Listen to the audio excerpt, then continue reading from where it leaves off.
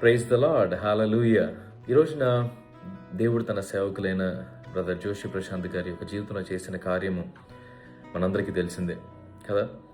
యవ్వన వయసులో మరి తన జీవితంలో అటాక్ అయిన ఆ యొక్క క్యాన్సర్ నుంచి దేవుడు తనను ఎలా విడిపించాడో మనందరం చూసాం. ఈ రోజున సాక్ష్యం అనేక మంది చూశారు, కానీ ద సఫరింగ్ ఓన్లీ ఆయన మాత్రమే చూశారు, ఆయన కుటుంబం మాత్రమే చూశారు.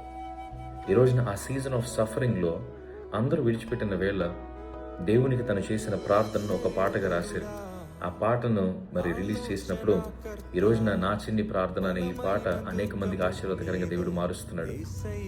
మన జీవితంలో దేవుడు కొన్నిసార్లు ఇబ్బందులు కూడా మనం నడిపించేది, అనారోగ్యం కూడా నడిపించేది, ప్రతికూల పరిస్థితులు కూడా అవమానం కూడా నడిపించేది మన మీద ఆయనకు కోపం ఉండి కాదు, లేదంటే మనల్ని ఏదో ఆయన ఈ లోపల శిక్షించాలని కాదు.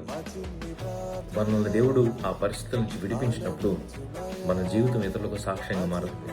God will turn every pain into a ministry. ఒకప్పుడు మీరు అనుభవించిన కష్టాలు ఈ రోజున మీరు సంఘంలో నిలబడి ఒక సాక్ష్యంగా చెప్తారు. మీ ఐడెంటిటీ ఆ సాక్ష్యంగా మారుతుంది.